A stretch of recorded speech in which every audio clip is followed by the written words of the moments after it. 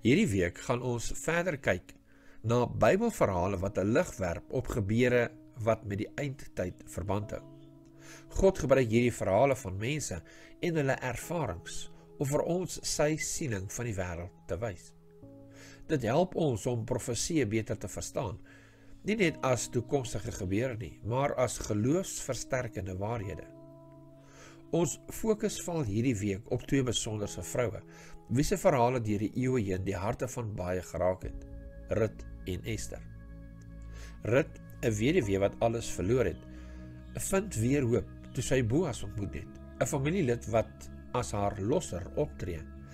En haar verhaal het al vir baie gelowiges 'n geliefde voorbeeld van ware liefde geword, wat 'n prentjie skets van Christus se liefde vir ons. Ester aan die ander kant is 'n jong vrou in 'n vreemde land, wat ontdek van 'n plan wat haar volk wil uitwis. Sy tree op met moed en word die sleutelfiguur in hulle redding. In die profetiese simboliek van die Bybel verteenwoordig 'n vrou dikwels God se kerk, 'n beeld wat ons help verstaan hoe God na sy volk kyk.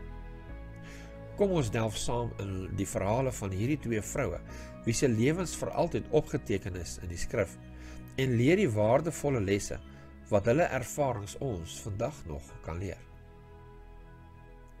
Studeer hierdie week se les ter voorbereiding vir Sabbat, 14 Junie.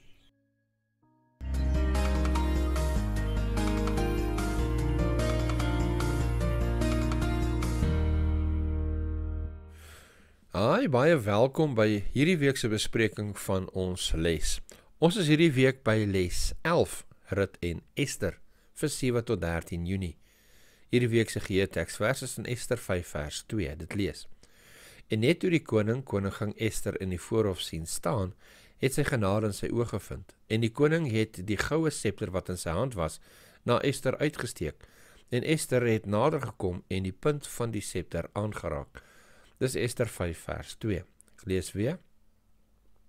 En net toe die koningin Ester in die voorhof sien staan, het sy genade in sy oë gevind. En die koning het die goue scepter wat in sy hand was, na Ester uitgesteek, en Ester het nader gekom en die punt van die scepter aangeraak. Kom ons bid. Hemelse Vader, baie dankie vir nog 'n geleentheid om die woord te studeer en te deel met ander. Mag U Gees ons lei en ons help om te verstaan wat U vir ons wil sê. In Jesus se naam, amen. Hi, baie welkom, dankie dat julle saam met ons inskakel vir hierdie week se les. Ons is baie dankbaar vir elkeen van u wat inskakel. Baie dankie ook vir die wat die duimsknopie druk, vir julle gebede en julle ondersteuning. 'n Spesiale welkom ook aan Adventiste Wêreld Radio Afrikaans se luisteraars. En baie dankie ook aan Heinrich en sy span daar by Adventiste Wêreld Radio Afrikaans wat hierdie Sabbatskoollesprogramme ook deel op hulle platforms. Baie welkom en dankie dat julle saam met ons inskakel. Kom ons gaan na vandag se les toe. Sondag 8 Junie, hongersnood in die huis van brood. Nou, dis nogal ironies. Hongersnood in die huis van brood. Met ander woorde, hongersnood in die huis van volop. Wanneer mense of kritisie van God en van die Christelike geloof, wanneer hulle 'n aanval wil maak op ons geloof, is een van die dinge wat hulle uitwys, is die lyding wat op die aarde is, die hartseer van mens en dier, die rampe van natuur. En dan sê hulle, sien daarso, julle God bestaan nie werklik nie, of hy gee nie om nie, of hy is nie sterk genoeg om op te tree nie. Maar as ons kyk na die verhale in die Bybel, sien ons egter 'n ander storie. Ja, God laat toe dat die mens die gevolge van rebellie teen sy koninkryk moet dra. En miskien gaan ons hierdie week vinnig 'n kykie ook daarna gee, of daaraan gee. Maar ten spyte van die feit dat God die mens die keuse gee om hom te aanbid, en die mens dan die gevolge moet dra van die keuses wat hy neem, en ons dra ook die gevolge van keuses wat ander mense neem, beteken dit nie dat die Here ons net gelos het nie, dat hy opgegee het om ons nie. Die Here is steeds teenwoordig in ons lewens. Ons kan dit sien reg deur die geskiedenis, hoe die Here koninkryke mense gebruik het, om altyd besig te wees om ons na die uiteindelike oorwinning van sonde en lyding te bring. Om ons mens te herstel van die sondeval waarin ons geval het. En hierdie verhaal van Rut is 'n baie mooi prentjie wat juis hierdie waarheid vir ons voorstel en tentoonstel. En die les vra vir ons moet kyk na Rut 1 vers 1 tot 5. En ons lees dit sê: En in die dae toe die rigters geregeer het, was daar hongersnood in die land. Daarom het 'n man uit Bethlehem, Juda, weggetrek om as vreemdeling te vertoef in die veld van Moab. Hy en sy vrou en sy 2 seuns. En die naam van die man was Elimelech, en die naam van sy vrou Naomi, en die naam van sy 2 seuns Maglon en Gilion, Efratite uit Bethlehem, Juda, en hulle het gekom in die veld van Moab en daar gebly. En Elimelech, die man van Naomi, het gesterwe, maar sy met haar 2 seuns het oorgebly. En hulle het vir hulle Moabitiese vroue geneem. Die naam van die een was Orpa, die naam van die ander Rut. En hulle het daar omtrent 10 jaar gebly. En toe Maglon en Gilion albei sterwe, en die vrou sonder haar 2 seuns en haar man oorbly. Hier vind ons waar daar hongersnood is in Juda. En hierdie man met sy vrou en sy 2 seuns kom van hierdie klein stad Bethlehem wat in Juda is. Nou, Bethlehem beteken letterlik huis van brood. So dit is 'n plek van oorvloed waar daar juis brood beskikbaar is, waar al die ander stede en dorpe hulle brood van afkry, maar tog nou is daar hongersnood. En dat my dink aan die oorvloed wat daar in Eden was, toe God vir die mens die tuin geplant het, die aarde geskaap het. God het eers alles geskape wat nodig is vir die mens, en toe die mens geskape. En God het vir die mens gesê, nou is julle toesighouers van hierdie natuur wat hy geskape het. En God het vir hulle gesê, hier's oorvloed, julle mag soveel van die vrugte van die tuin, mag julle eet soveel as wat julle wil, na hartelus, maar van die boom van die kennis van goed en kwaad, daai mag jy nie eet nie. Maar die mens was natuurlik ongehoorsaam gewees, en die mens het sy heerskappy aan die duiwel oorgegee, sy gehoorsaamheid aan die duiwel oorgegee, en die wêreld is vervloek, en nou moet die mens in die sweet van sy aangesig sy brood verdien, totdat hy terugkeer na die aarde toe, en dit is dan nou die lot van die mens. Net so is Naomi ook onteien van haar erfenis, want God het vir die mens die tuin van Eden geplant, maar omdat die mens gesondig het, kon hy nie meer in die tuin van Eden woon nie, en moes hy nou in die grond gaan werk, waar daar dussels en dorings is, in die sweet van sy aangesig. En so vind Naomi ook haarself, waar sy haar erflating verloor het, as gevolg van hierdie hongersnood. En ons sal later sien, as ons verder lees, dat sy het gekom om haar grond te verkoop, sekerlik om te kan oorleef, of ander skuld af te betaal. En dit laat ons dan dink aan dit wat met Adam en Eva gebeur het. Sien julle die parallelle tussen hierdie 2 verhale wat dit aanbetref. Nou God het ons die reg gegee om in opstand teen hom te kom. Hy het ons 'n vrye wil gegee. Maar dan moet ons ook die verantwoordelikheid te dra van ons keuse as rebellie teen hom. God het ons geseën, en God het ons bedoel dat ons onderworpe aan God se wil moet wees. Maar deur die mens se rebelsheid sien ons dat die wêreld onderwerp ons. Waar ons nou in hierdie gevalle wêreld mense moet nooi om aan God geonderwerp te word. Wat 'n bitter moeilike saak is, want selfsug, mense wat altyd kompeteer om te oorleef, die hartseer en die lyding wat as gevolg van dit op hierdie aarde heers, om te dink die aarde het meer as genoeg vir almal om te oorleef.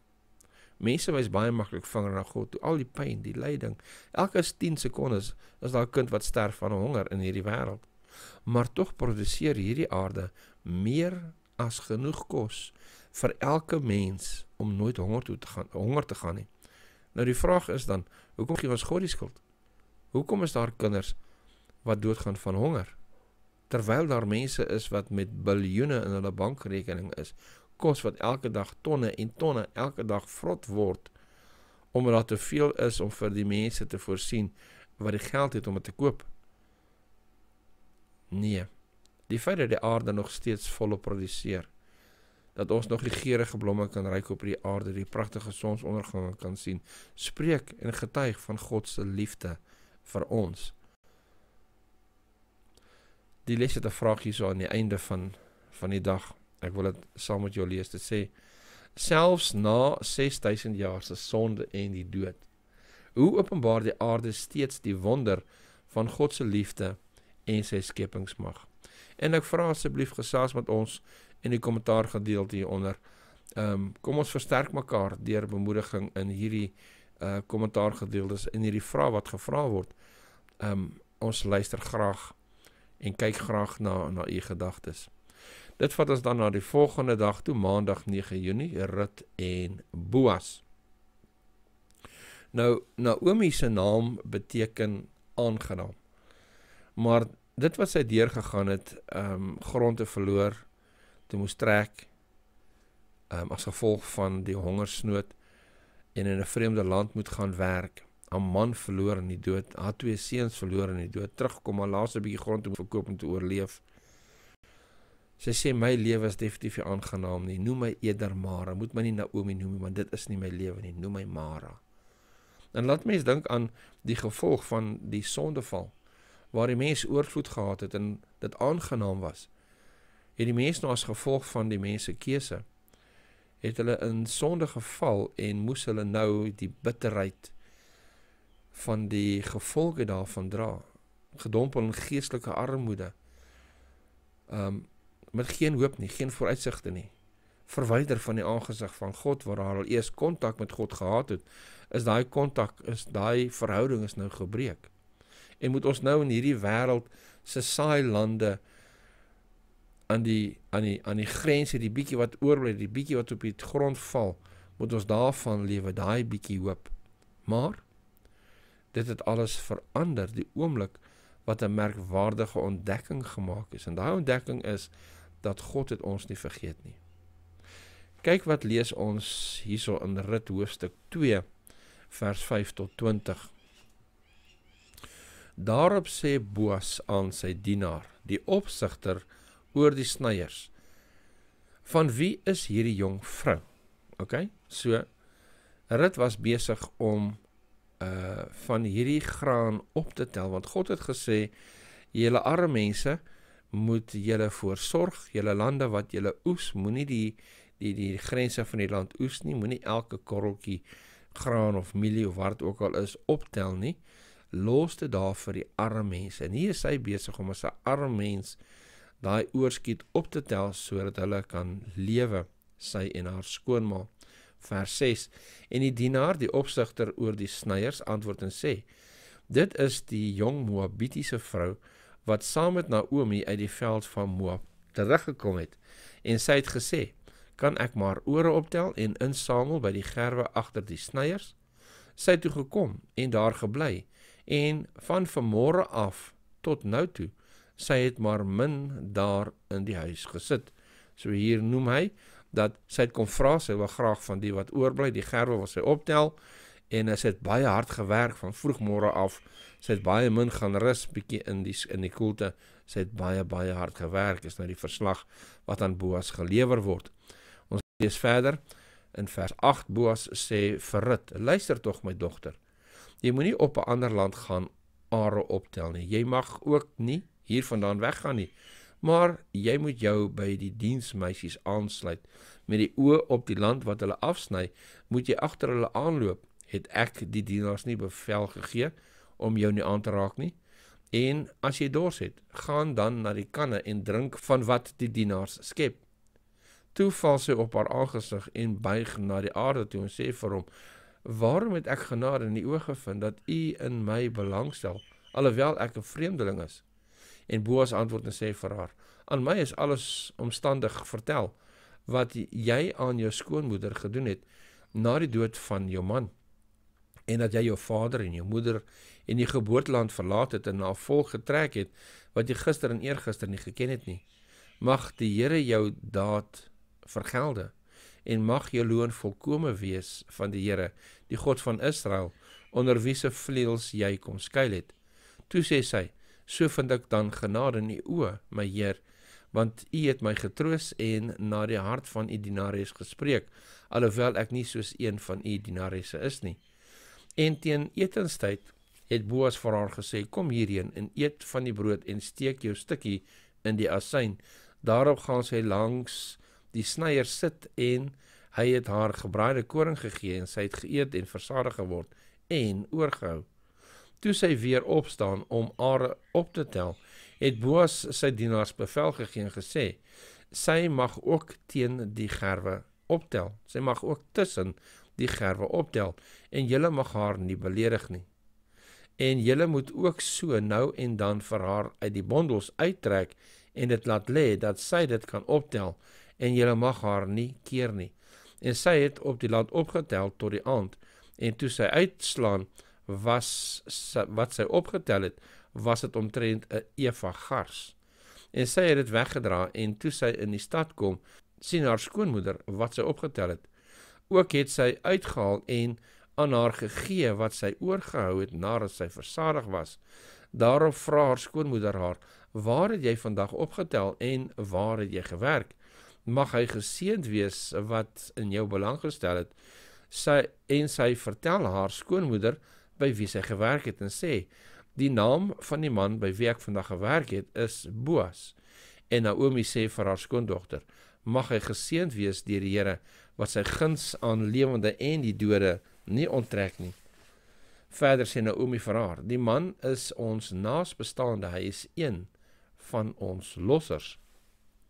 So hierdie was baie opgewonde nuus gewees vir Naomi, want hierso is iemand wat een van hulle lossers is, iemand wat 'n naasbestaande is, want God het voorsiening gemaak, ons lees in Levitikus 25 vers 25, as jou broer verarm en van sy besittings verkoop, moet sy losser wat sy naasbestaande is, kom en hy moet los wat sy broer verkoop het. So die Here seker gemaak dat hierdie erfenis wat God aan hulle beloof het, dat dit nie verlore sal gaan nie. So daar was die familielid wat die naaste aan hulle is, kon vir hulle hierdie skuld los gekoop het, en hulle dan hierdie vrylating gegee het aan hierdie skuld. En dit was dan wat die persoon genoem is hy's 'n losser. En hierso sê Naomi vir haar, hierdie ou is een van ons lossers, hierdie man. En hy is nie net een van ons lossers nie, hy is jou goedgesind. Hy kyk baie mooi agter jou, hy maak seker dat jy meer as genoeg het. Nou, as ons gaan kyk in 'n profetiese sin, is Boas 'n tipe van Christus.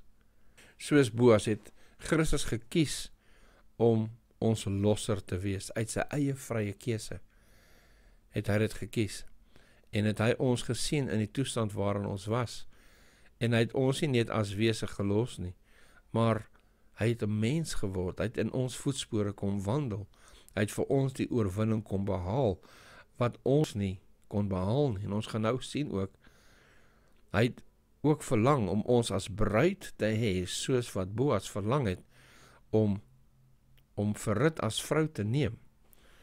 Nou hierso aan die einde van die dag is hier ook 'n vraag, dit lees, probeer fokus op die Skepper se keuse om nie net deel van sy eie skepping te word nie, maar om ook daarvoor te sterf. Hoe behoort hierdie verbasende waarheid in te werk op hoe ons eie bestaan verstaan? En weer eens asseblief gesels met ons in die kommentaar gedeelte hieronder. Ons gaan na ons volgende dag toe, dis Dinsdag 10 Junie, Boas as losser. Nou, ons vind dan ook dat Boas het innig verlief geraak op Rut, en hy wou baie graag met haar trou, maar daar was 'n probleem gewees. En hierdie probleem was dat daar was 'n ander familielid wat nader aan haar was, wat hulle losser sou wees. So jy kan amper sê hy het kompetisie gehad. En in die sekere sin, Christus wil ons loskoop, hy wil ons losser wees, maar daar's 'n ander losser, aan wie ons eerste behoort. En daai losser, wat aanspraak maak op ons, of nie losser nie, naasbestaande, wat aanspraak maak op ons, en eers reg het om aanspraak te maak op ons, is die duiwel. Want die Bybel sê vir ons, jy is die dienskneg of die slaaf van hom aan wie jy gehoorsaam is. En die duiwel se standpunt is, hulle is gehoorsaam aan my, so hulle is my diensknegte. Nou vra die les, ons moet ook kyk na hierdie volgende gedeeltes, Job 1 vers 6 tot 11, Matteus 4 vers 8 tot 9, Judas 1 vers 9, Lukas 22 vers 31. En dan word die vraag gevra, wat openbaar die volgende skrifgedeeltes oor Satan se aanspraak op die mensdom? So Job 1 vers 6 tot 11 lees, en op 'n dag toe die seuns van God kom, om hulle voor die Here te stel, het die Satan ook onder hulle gekom. Nou, hoekom was die Satan daar gewees, toe die seuns van God kom, om hulle voor die Here te stel? Wel, dit moes Adam gewees het, as die seun van God, as die een wat beheer het oor die aarde, of wat eienaarskap oor die aarde het, maar dit is die Satan, want wat het Adam gedoen? Hy het sy eienaarskap oorgegee aan Satan. Ons lees verder, vers 7. Toe vra die Here vir die Satan, waar kom jy vandaan? En die Satan antwoord die Here en sê, van 'n swerftog oor die aarde, wat ek deurkruis het. So hierso eis hy eienaarskap oor die aarde, wat hy in 'n swerftog deurkruis het, soos iemand wat die eienaar is van 'n stuk grond, en die stuk grond deurloop en bekyk, en seker maak alles is volgens sy regering, en alles loop reg, toesig hou oor sy gronde. So dis dieselfde sin hier, so ons lees volgende vers 8, en die Here vra die Satan, het jy ag gegee op my knegt Job? Want daar is niemand op die aarde soos hy nie, 'n man vroom en opreg, godsvreesend en wat afwyk van die kwaad. So hier sê God vir hom, jy dink almal en alles behoort aan jou, het jy Job gesien? Hy's gehoorsaam aan my. So, hy's my dienskneg. Hy behoort aan my. Hy's nie gehoorsaam aan jou nie. Maar, kyk wat eis die duiwel dan nou. Vers 9, lees ons. En die Satan antwoord die Here en sê, is dit verniet dat Job God vrees? Het u nie self hom en sy huis en alles wat hy het, aan alle kante rondom beskut nie, die werk van sy hande het u geseën, en sy vee het sterk vermeerder in die land, maar trek net u hand uit en tas alles aan wat hy het, waarlik, hy sal u in die gesig seën. So hier sê hy, nee, die enigste rede hoekom hy getrou is aan u, is omdat u hom seën. Hy behoort eintlik aan my. Dis selfsugtige redes dat hy doen wat u sê of u eer gee, want u pas hom so mooi op. So daarso sien ons sy seggenskap op eienaarskap oor almal en alles op die aarde. Die volgende gedeelte wat hulle vra ons moet lees is Matteus 4 vers 8 en 9. Dit lees: Weer neem die duiwel hom saam na 'n hoë berg en wys hom al die koninkryke van die wêreld en hulle heerlikheid en sê vir hom: Alle hierdie dinge sal ek aan u gee as u neerval en my aanbid. So hoe kan die duiwel sê ek kan alles wat hier is kan ek vir u gee, want hy het die eienaarskap van dit ontvang, dis syne om te gee aan wie hy wil. Dan Judas 1 vers 9 lees ons, maar toe Michael die aartsengel met die duiwel in woordestryd was oor die liggaam van Moses, het hy geen oordeel van laster durf uitspreek nie, maar het gesê, die Here bestraf jou. So hier vind ons iets baie interessants. Onthou met Jesus se verheerliking op die berg, toe die disippels twee mense gesien wat aan Jesus verskyn, die een was Elia, die ander was Moses gewees. Nou Elia het nie die dood gesien, hy is lewendig opgeneem, maar Moses het gesterf. Wat maak hy dan nou by die Here? Verskyn hy in die Here saam met Elia? Wel, Moses is opgewek uit die dood uit. En hier beskryf die oomblik toe die Here gegaan het om hom op te wek, toe die duiwel kapsie gemaak sê, nee, bly weg. Hy behoort aan my. Jy kan nie nou raak nie, jy mag hom nie lewendig maak nie, jy mag nie hom uit die dood opwek nie, want hy was gehoorsaam my gewees, hy was ons 'n sondaar gewees, hy kon nie eens die beloofde land ingegaan het nie, so hy's my eiendom. So daar's weer een aspek waar ons sien, waar die duiwel eiendom of eienaarskap eis. Die volgende ene is Lukas 22 vers 31. En die Here sê, Simon, Simon, kyk, die Satan het vurig begeer om julle so skaf te sif. En weer eens, die duiwel, as ons nie na hom luister nie, wil hy ons vernietig. En wat sê, waar hy aanspraak maak op julle, so doen wat ek sê, want julle behoort aan my, anderster vernietig ek julle.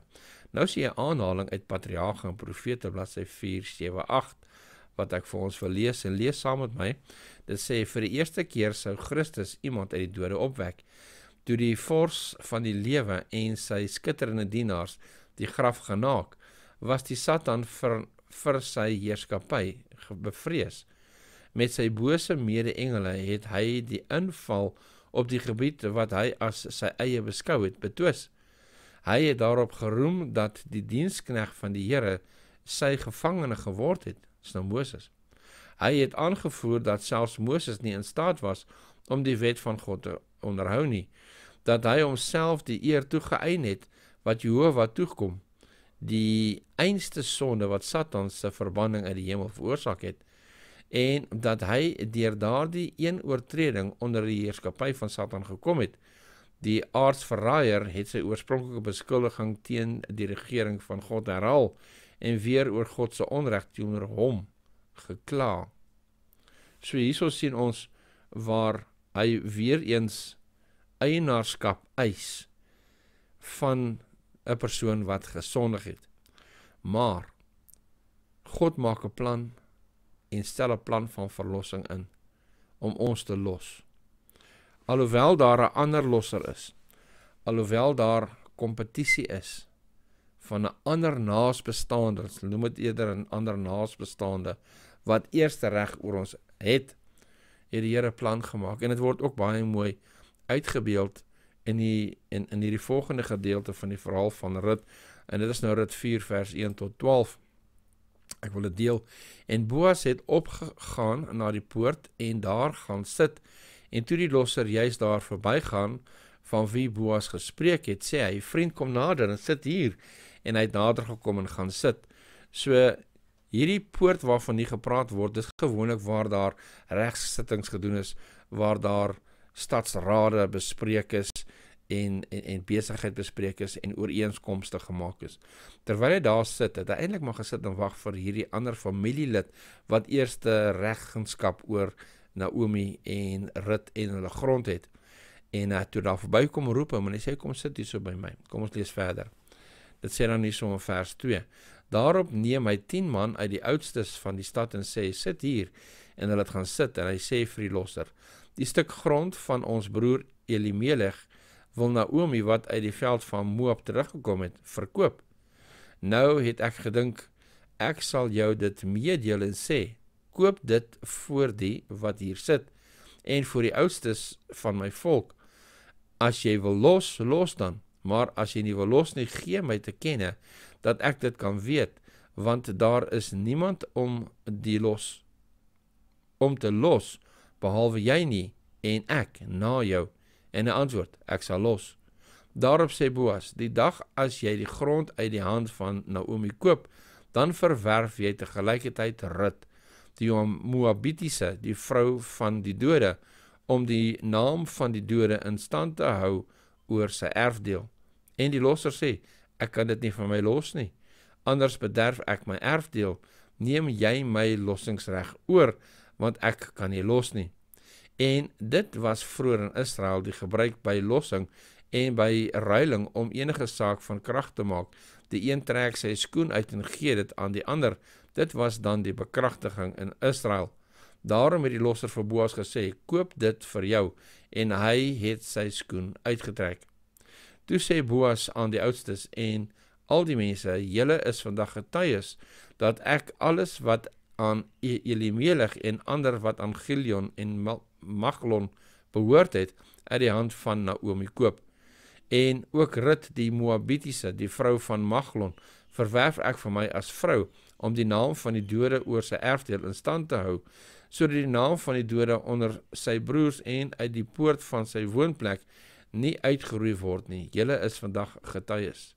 Toe sê al die mense wat in die poort was en die oudstes, ons is getuies, mag die Here jou vrou wat in jou huis inkom, maak soos Rachel en soos Lea wat saam die huis van Israel gebou het, en verwelf mag soos Efra en maak 'n naam in Bethlehem, en mag jou huis word soos die huis van Peres, wat Tamar vir Juda gebaar het, uit die nageslag van die Here, jou uit hierdie jong vrou sal gee. Nou hier sien ons waar hy plan maak, waar hy na die gereg toe gaan in die poorte, en hy hierdie man meedeel, hoor hierso, Naomi wil haar grond verkoop, sal jy die losser wees, jy is die naaste ene aan hulle wat het moet doen, en hy sê, ja, ek sal dit doen, ok, maar dan moet jy die vrou Rut ook vat, en hy het gereken, ek kan nie dit doen nie, en toe sê hy, wees jy maar die volgende ene, jy kan hulle maar los, en so het hy seker gemaak, dat hy die grond, hulle betaal vir die grond, en haar trou, wat natuurlik beteken, die grond behoort nou aan haar ook, en dat Naomi, na wie sy kyk, saam met wie sy woon, natuurlik ook nou sy ma sal wees, en dat hy haar sal versorg, en so het hy hulle losser geword, en so is die Here ook ons losser. Nou die les sê hierso, dit weerspieël die oordeelstoneel van Daniël 7 vers 13, 14, 22, 26 en 27. Ons moet nie hierdie uiters belangrike aspek van die oordeel miskyk nie.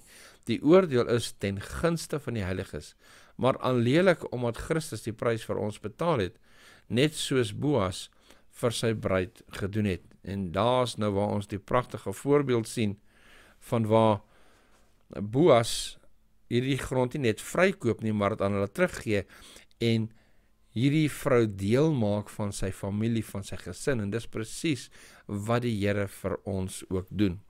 Kom ons gaan na die volgende dag toe, en die volgende dag se les is Woensdag, 11 Junie, Haman en Satan.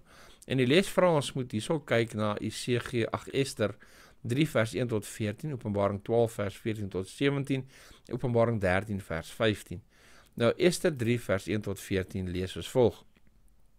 Na hierdie dinge het koning Ahasveros Haman, die seun van Hammedata, die Agagiet, groot gemaak en hom verhoog, en sy setel hoër gestel as die van al die vorste wat by hom was, en al die dienaars van die koning was in die poort van die koning was, het gebuig en voor Haman neergeval, want so het die koning aangaande hom bevel gegee.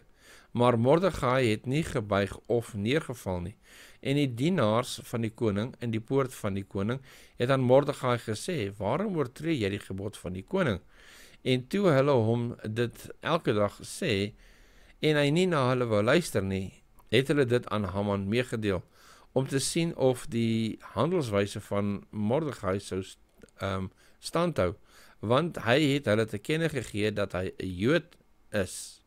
Toe Haman sien dat Mordegai nie buig en voor hom neerval nie, was Haman met woede vervul gewees, maar hy het dit vir hom te gering geag om die hand aan Mordegai alleen te slaan, want hulle het hom die volk van Mordegai te kenne gegee.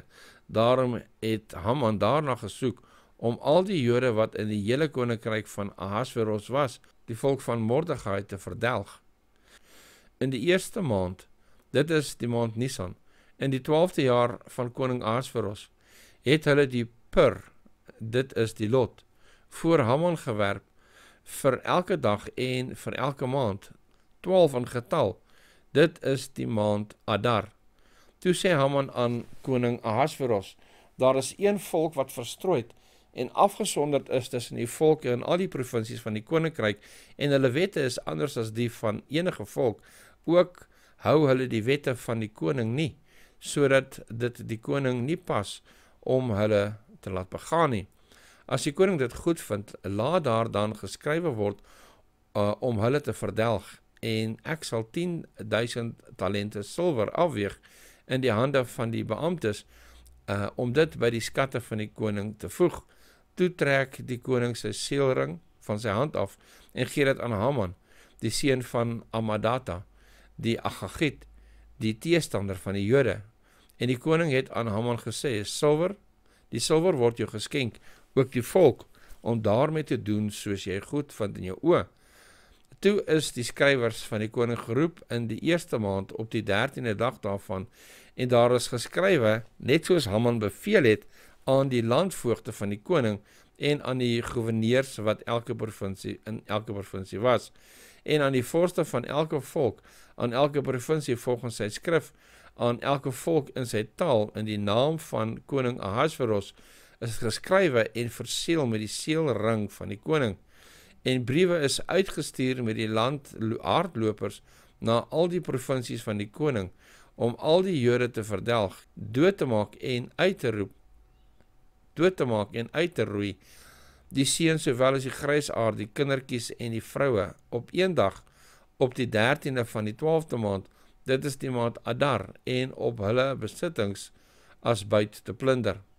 'n Afskrif van die bevelskrif moes as wet in elke provinsie uitgevaardig word en openbaar gemaak word aan al die volke om gereed te wees teen daardie dag. Nou hierso sien ons baie groot vervolging wat teweeggebring word deur hierdie man Haman.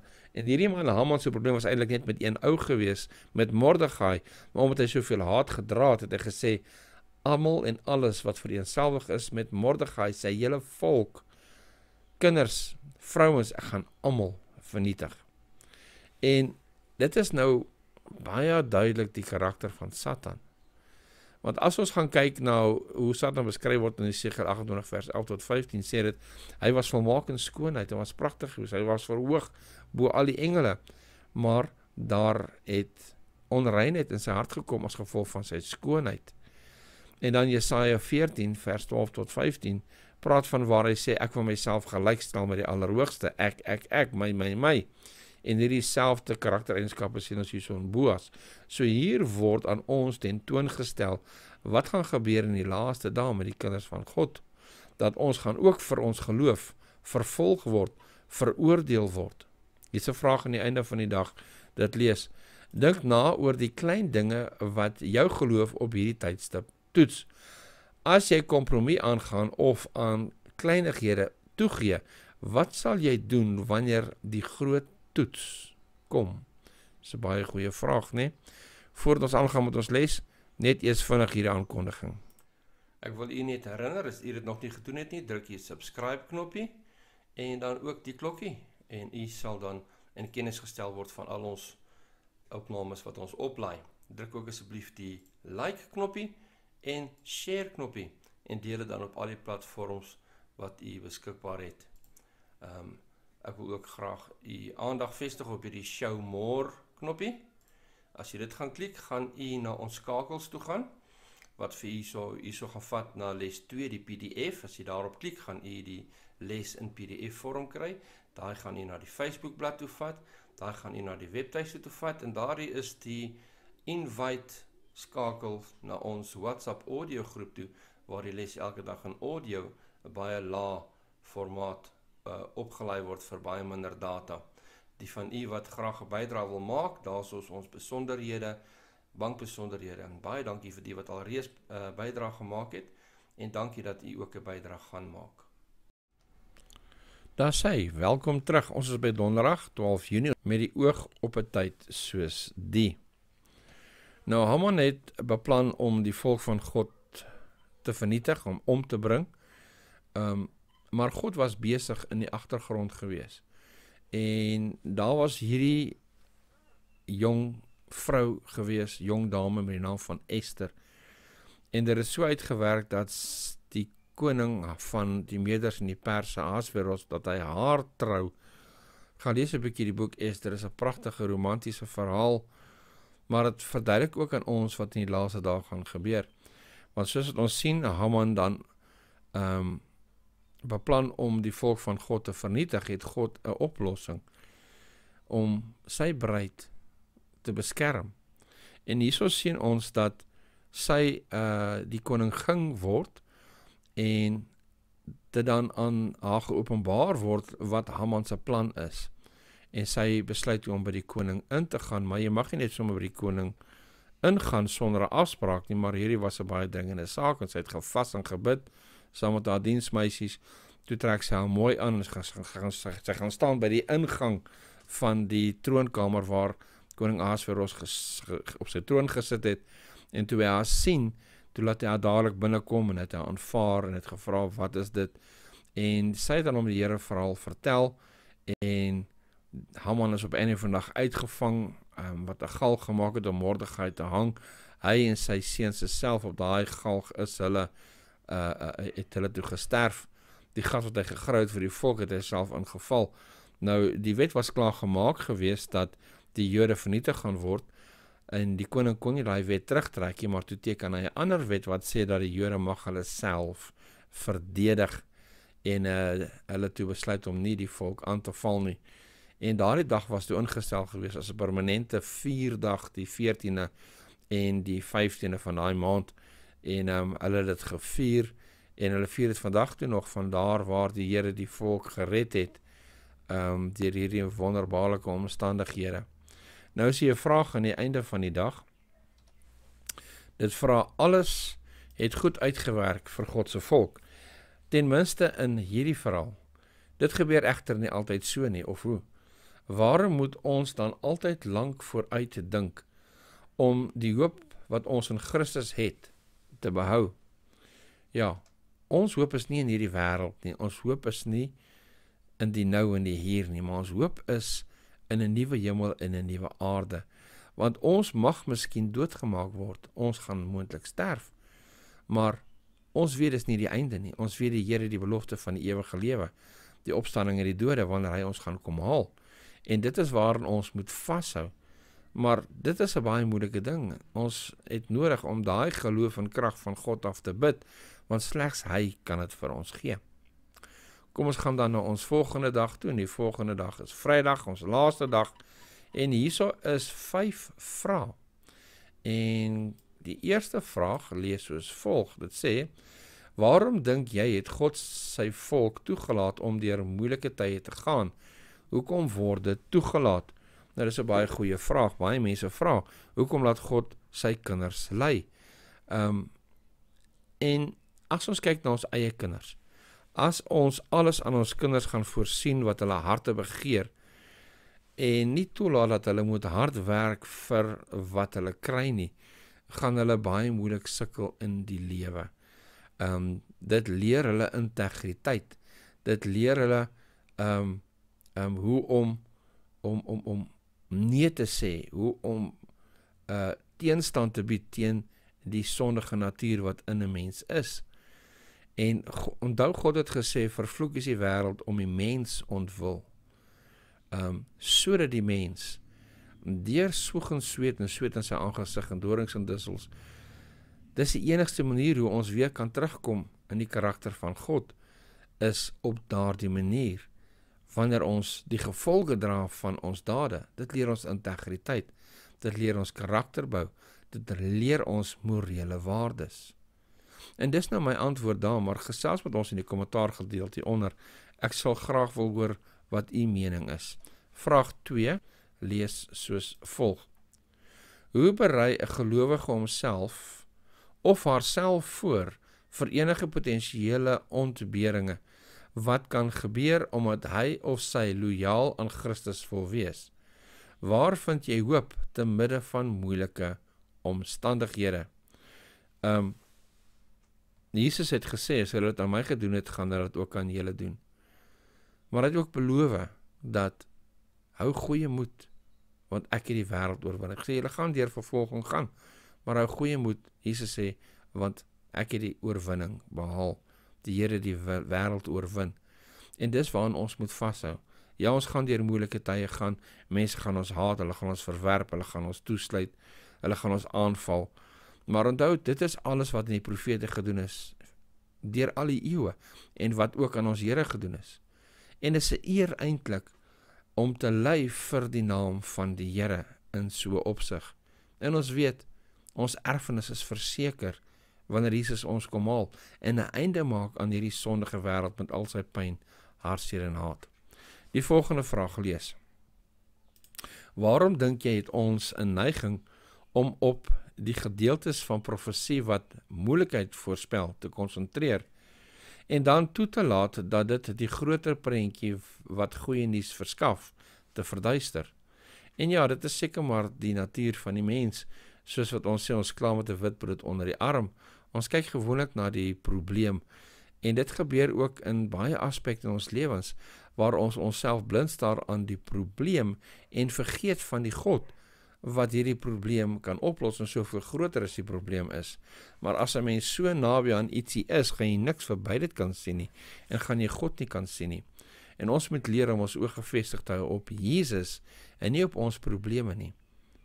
En in dieselfde sin ook hierso, wanneer dit kom by die profesie, wat moeilike tye voorspel, moet ons nie die toekoms, die uiteinde, uit die oog verloor nie, dat Christus het oorwin.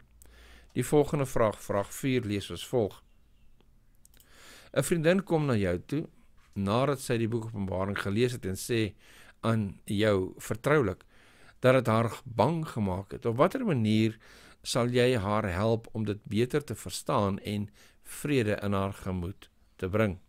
Wel, dit is 'n goeie vraag, het baie te doen met die vorige vraag, en die antwoord bly maar dieselfde. Moenie net kyk na die moeilike dinge nie, kyk na die uiteinde.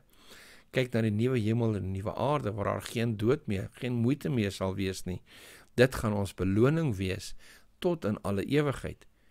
Dan gaan hierdie kort tydperk op die aarde, en die lyding wat ons hier ervaar het, lyk soos niks, in vergelyking met die ewigheid. Die volgende vraag, vraag 5, lees as volg. Iemand sê, ek is nie oortuig dat God my lief het, of my wil hê nie. As jy weet wat ek gedoen het, sal jy verstaan waarom ek so sê. Wat sal jou antwoord wees? Hoe help die verhale van Rut en Ester jou met jou benadering? Wel, duidelik sien ons in hierdie verhale dat God regtig omgee. Want kyk, God kon baie ander verhale gebruik het. Daar's baie ander dinge wat gebeur het in die wêreld, wat nie in die Bybel opgeskryf is nie. Vat net byvoorbeeld Melchisedek, die hoëpriester en die koning van Salem. Hy was die hoëpriester van God. So daar moes 'n tempel van God gewees as daar 'n hoëpriester is, maar ons lees nie in die Bybel daarvan nie. Maar God het spesifieke verhale van mense gebruik, wat aan ons wys wat sy karakter is, hoe lief hy vir ons is, hoe hy ons graag wil red, en hoe hy dit wel gaan doen. So ons moet konsentreer op daai gedeeltes, en hierdie verhale wat vir ons wys waar daar 'n losser is, wat vir ons vooruit wys na ons losser, wat ons eendag gaan red, van al ons skuld en ons probleme. En dit is waaraan ons moet vashou. Ek hoop u het moed gekry in die studering van hierdie week se les. Ek weet ek het.